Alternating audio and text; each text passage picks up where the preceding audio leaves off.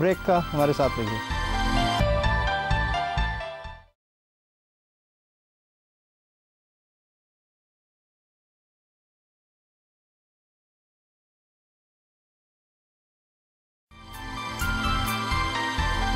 خوش آمدید ناظرین. برن کے حوالے سے ڈاکٹر نصیر کچھ ایمرجنسی کی بات بتانے لگے تھے. جی. میس کیجولیٹیز میں دو چیزیں ایک تو یاد رکھنے کی ضرورت ہے. ایک سب سے بڑی یہ ہوتا ہے کہ جب اتنے سارے پیشنٹس آ جائیں تو what you do is you do triage. اس کے اندر آپ کیا کرتے ہیں, پیشنٹس کو سارٹنگ آؤٹ کرتے ہیں. آپ دیکھتے ہیں کون زیادہ شدید ہے, زخمی, جس کو جلدی شفٹ کرنے کی ضرورت ہے, جس کو ہم جان بچا سکتے ہیں. پھر ہیں آپ کے دوسرے جو اس سے کم زخمی ہیں, اور تیسرے ہیں جو واکنگ وونڈیڈ ہوتے ہیں. سو ان کو ان کی جتنی سیویرٹی ہے اس کے مطابق ہم ان کو شفٹ کرتے ہیں.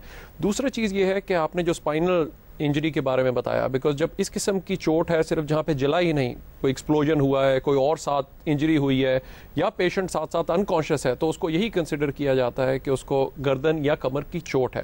اگر آپ نے ایمرجنسی ایمبولینس میں دیکھا ہو تو ہم نے اسپائن بورڈز دیے ہیں. اسپائن بورڈ کا اصل مقصد یہ ہوتا ہے کہ اس کے اوپر جس وقت پیشنٹ کو آپ لٹاتے ہیں تو کمر اور گردن کے لیے ہم نے سائڈوں پہ ریسٹ دیے ہوتے ہیں, تو اس میں کوئی بھی اینٹ مل جائے یا کچھ اور سائڈ پہ لے لیں تاکہ جو گردن ہے وہ بار بار ٹویسٹ نہ کرے. دوسری جو کمر کی چوٹ ہے اس کے لیے باقاعدہ اسپائن بورڈ کے اوپر اس کو اسٹریپ کرتے ہیں, کیونکہ یہ نہ ہو کہ ہسپتال پیشنٹ پہنچ تو گیا لیکن ساری عمر کے لیے مفلوج ہو چکا ہے. سو وہ جلد بازی کے اندر, اسپیشلی ایسے کیسز کے اندر, you have to be more careful.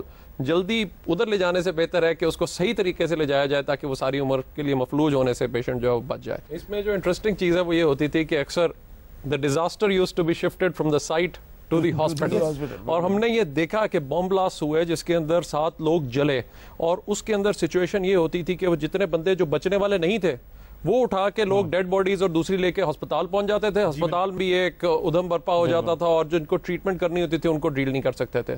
تو جن لوگوں کو ہم جان بچا سکتے ہیں ان کو امیجیٹلی وہیں پہ مدد دینا شروع کرتے ہیں. سو سب سے پہلی چیز ہوتی ہے جب آپ ایسی چیز شروع کریں, ABC کیا ہے؟ اے ایئر وے, یعنی کہ سانس کی نالی. اگر اس کو سانس ہی نہیں آ رہا, چاہے وہ جلا بھی ہوا ہے, تو وہ وہاں تک نہیں پہنچے گا. تو اگر آپ نے اکثر دیکھا ہوگا کوئی بھی کبھار کوئی چیزیں یا کوئی چیز جب زیادہ جلتا ہے پیشنٹ, کوئی ایسی چیزیں چلی آتی ہیں کہ جس کی وجہ سے اس کا سانس کی نالی یا دوسری چیزیں ہی بند ہوئی ہوتی ہیں, تو ان کو بحال رکھنا بڑا ضروری ہے. دوسرا بریدنگ, اگر وہ سانس نہیں لے رہا تو اس کو مصنوعی سانس طریقے سے دیں یا کسی طریقے سے اس کا سانس بحال کریں. تیسرا جو سچویشن ہے اس میں ہے سرکولیشن.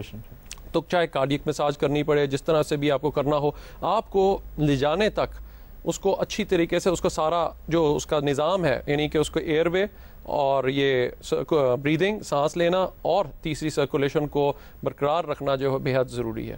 اس میں خاص طور پہ جو پیشنٹ جس طرح تھی الیکٹرک برنز کے بارے میں ہے کہ اکثر پیشنٹ کو جھٹکا لگتا ہے اور وہ کارڈیک اریسٹ میں چلا جاتا ہے, اور پتہ چلا جی کہ وہ برن ہے لیکن اس کے ساتھ ہی دل اس کا بند ہو گیا ہے, یا تو اس کو میں چلا گیا. جی, اس کو امیجیٹلی ریوائیو کرنا ضروری ہے, اس سے اس کی جان بچ سکتی ہے. ورنہ برنز کی وجہ سے تو شاید بعد میں ڈیتھ ہو, لیکن اسی کی وجہ سے اگر پیشنٹ کی ڈیتھ ہو گئی تو اس کے بچنے کے. میں اضافہ کروں گا کہ کارڈیک اریسٹ کسی وجہ سے بھی ہو سکتا ہے, دل کے حملے سے بھی ہو سکتا ہے, لیکن برن, الیکٹرک برن سے جو کارڈیک اریسٹ ہوتا ہے اس میں بیسٹ چانسز آف سروائیول ہیں. 95% people can be saved from that cardiac arrest, کیونکہ یہ ینگ پیشنٹس ہوتے ہیں.